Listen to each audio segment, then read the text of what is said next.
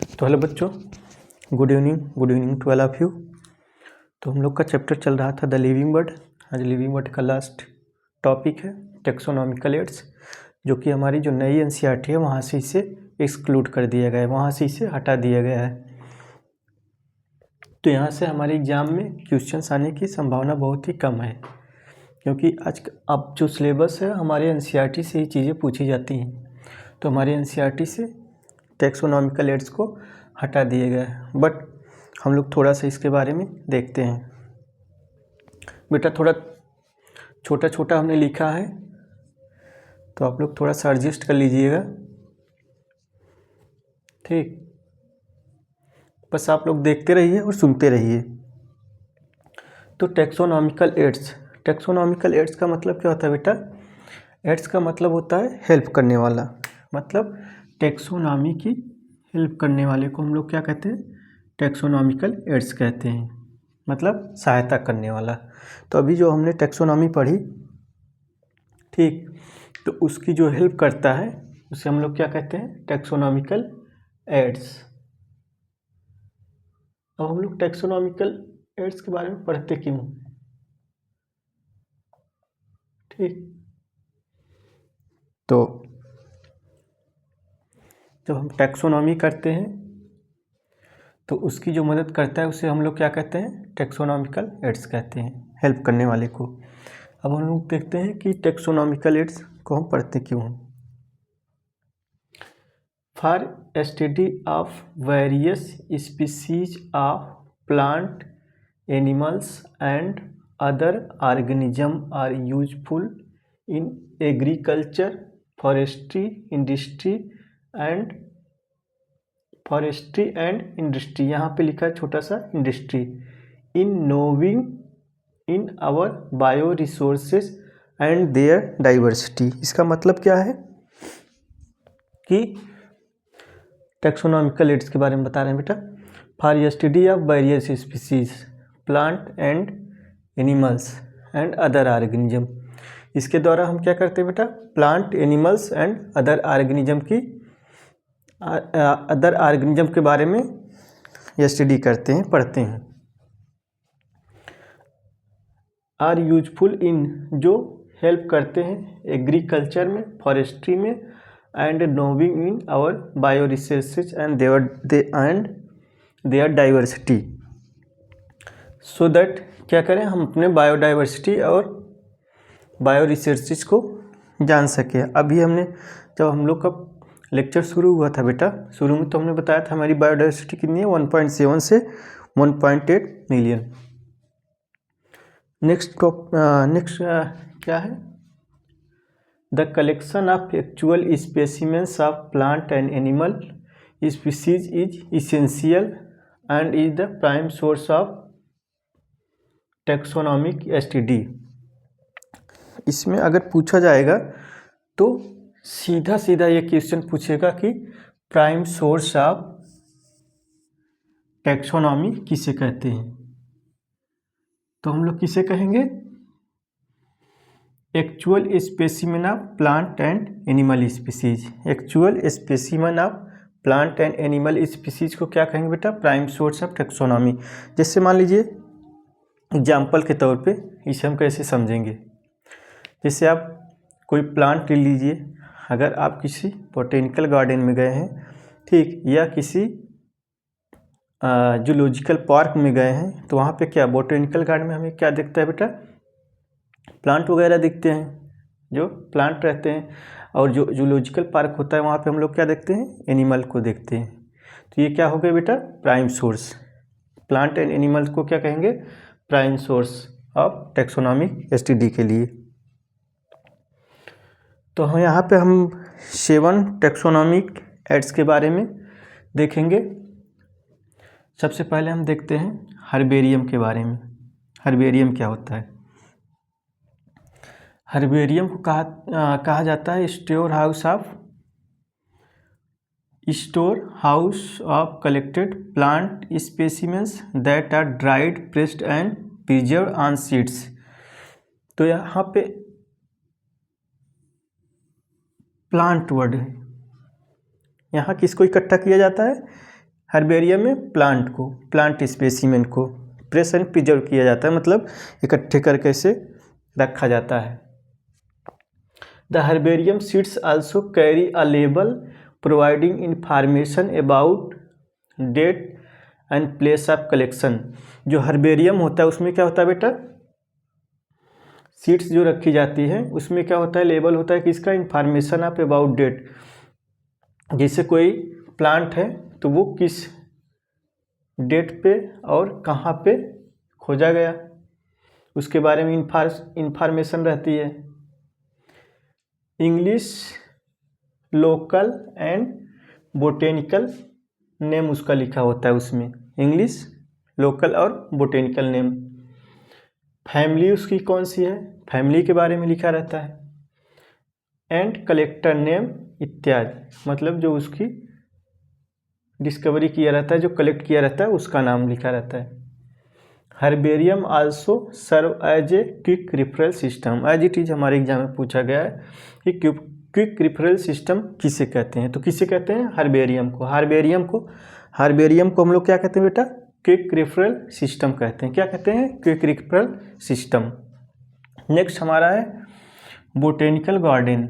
तो botanical garden क्या होता है, collection of living plant for reference. क्या होता है, वहाँ पे जो है बोटेनिकल गार्डन में हमारे क्या होते हैं बेटा, लिविंग प्लांट होते हैं फॉर रेफरेंस के लिए, ताकि हम उनके बारे में जानकारी इकट्ठा कर सकें।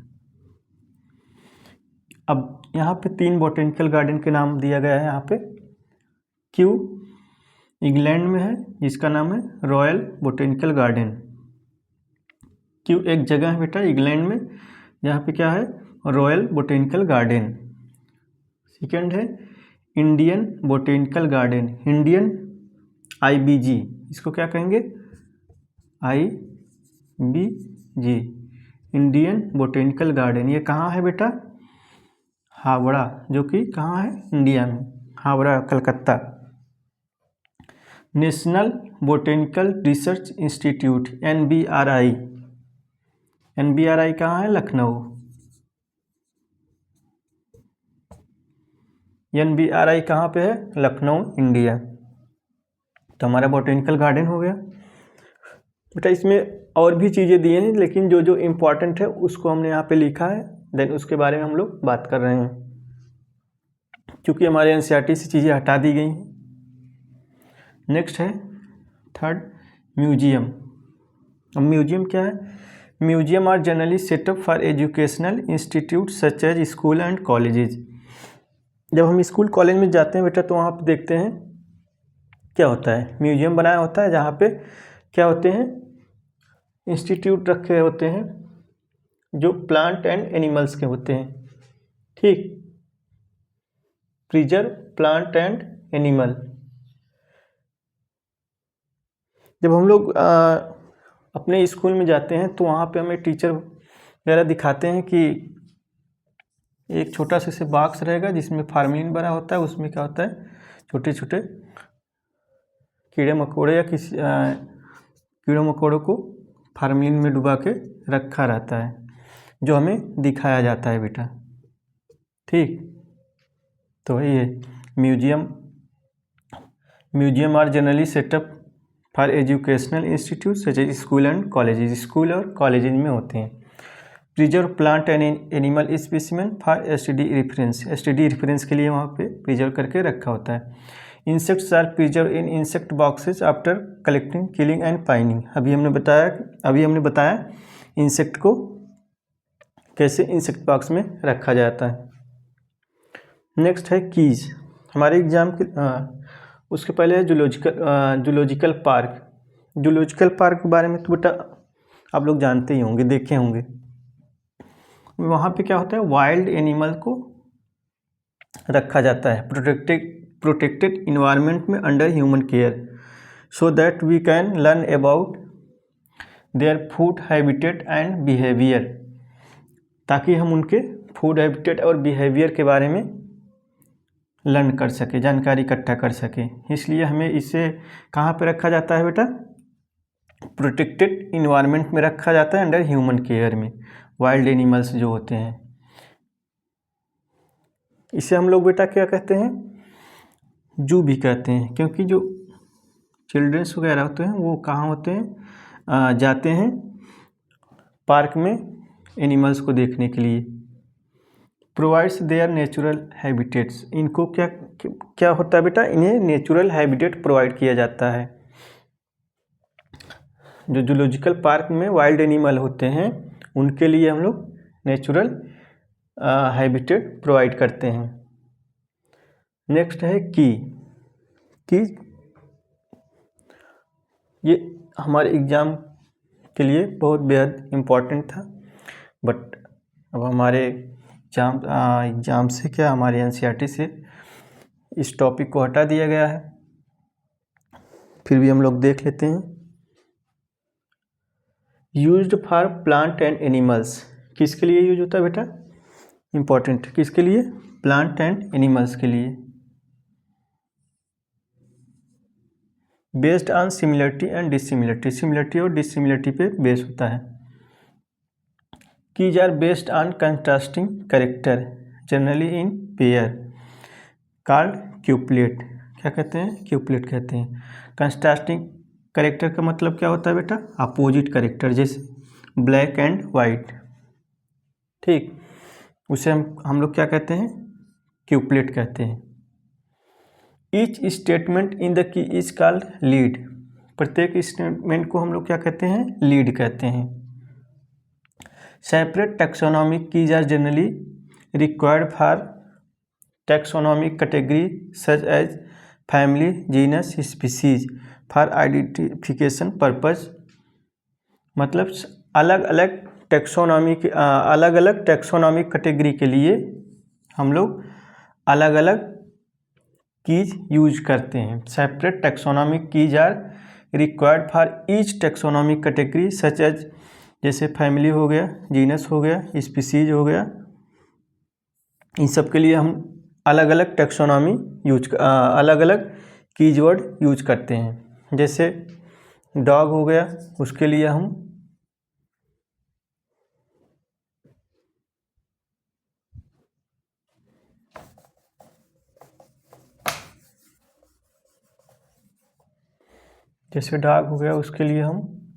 अलग कीज यूज करें, टैक्सोनॉमिक की यूज करेंगे। ह्यूमंस हो गए, उनके लिए अलग, कैट हो गया उसके लिए अलग, तो सबके लिए हम क्या करेंगे बेटा, अलग अलग टैक्सोनॉमिक की यूज करेंगे। Keys are generally analytical in nature, हमारे एग्जाम में आया है, एज इट इज पूछा है कि एनालिटिकल नेचर किसे कहते हैं। ऐसे 4 ऑप्शन दे दिया गया है, तो उसमें एक कीवर्ड था जिसके लिए हमने टिक किया था, कीवर्ड सही है, तो कीज हो गया। नेक्स्ट है flora, manuals and monograph. Flora word use होता है प्लांट के लिए, किसके लिए यूज होता है बेटा, flora contains the actual account of habitat and distribution of plant of A given area,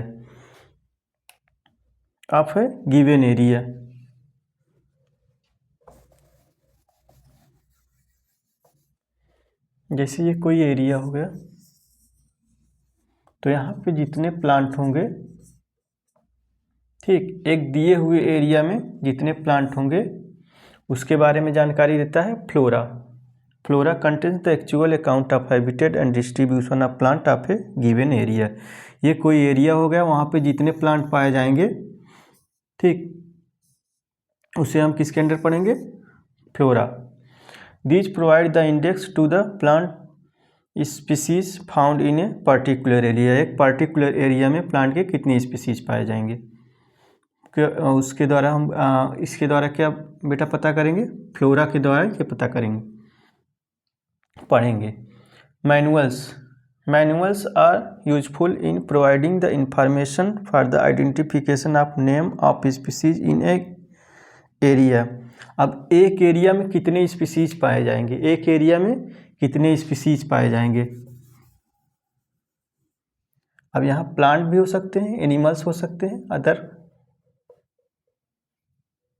कुछ भी हो सकता है। तो प्लांट या एनिमल या कुछ भी हो, एक एरिया में जितने स्पीसीज पाए जाएंगे, स्पीसीज के बारे में किसी दिए हुए एरिया में हम जब ये स्टडी करेंगे तो किसके अंतर्गत करेंगे बेटा? मैनुअल्स के अंतर्गत। किसके अंतर्गत? मैनुअल्स। तो हमारा लास्ट है monograph. Monograph as it is हमारे एग्जाम में पूछा गया है। मोनोग्राफ क्या होता है? मोनोग्राफ हमारे टेस्ट वगैरह में भी अक्सर पूछा जाता है। मोनोग्राफ क्या है? Information of any one taxon, किसी एक टेक्सान के बारे में बताता है। तो बेटा इस तरह से हमारा ये चैप्टर फिनिश होता है। अब हम लोग नेक्स्ट चैप्टर लेंगे, बायोलॉजिकल क्लासिफिकेशन। एक बार अच्छे से आप लोग देख लीजिए।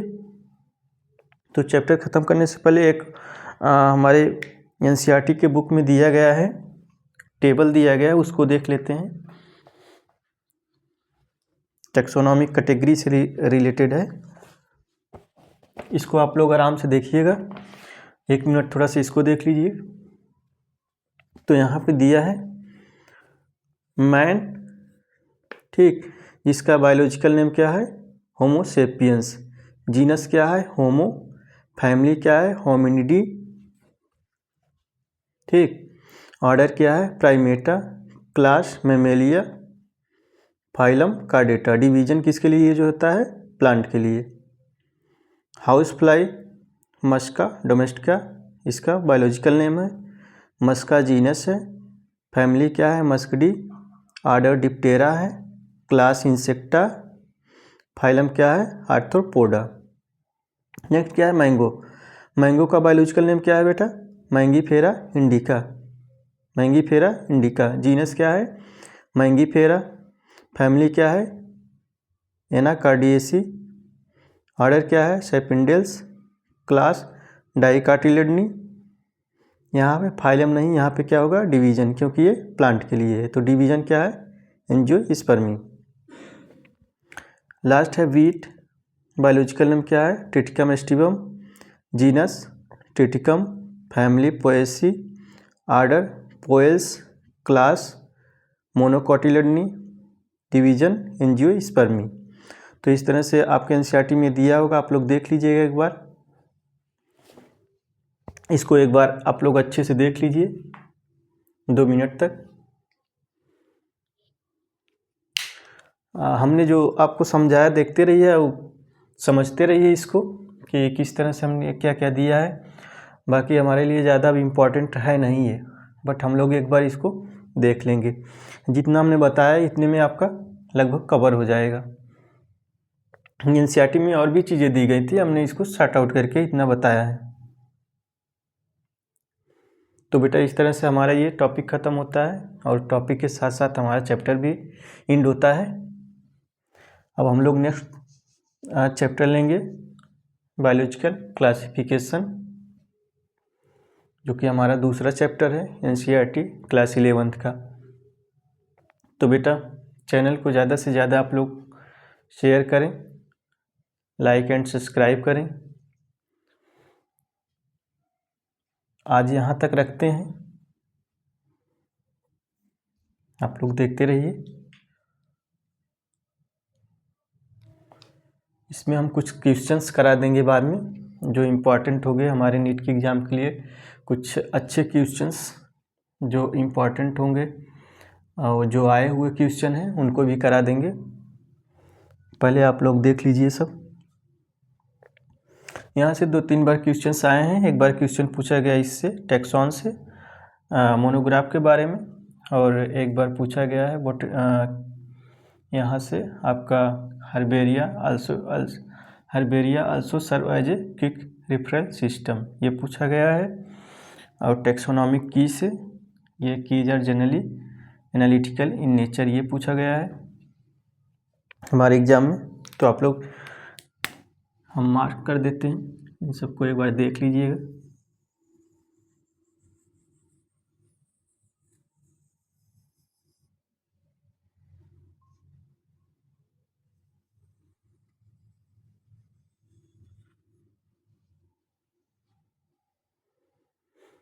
ये तो अक्सर पूछते रहते हैं।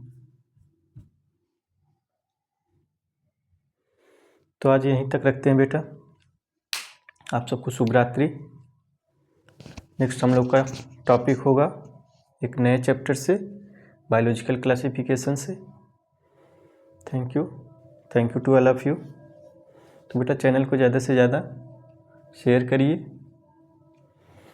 ताकि हम और ज़्यादा से ज़्यादा अच्छे से मेहनत कर सकें और आप लोग को समझा सकें। थोड़ा सा भी हैंड राइटिंग स्किल भी मेरी गड़बड़ है, धीरे धीरे हम उसको इम्प्रूवमेंट करेंगे। Thank you for watching. Thank you, good night.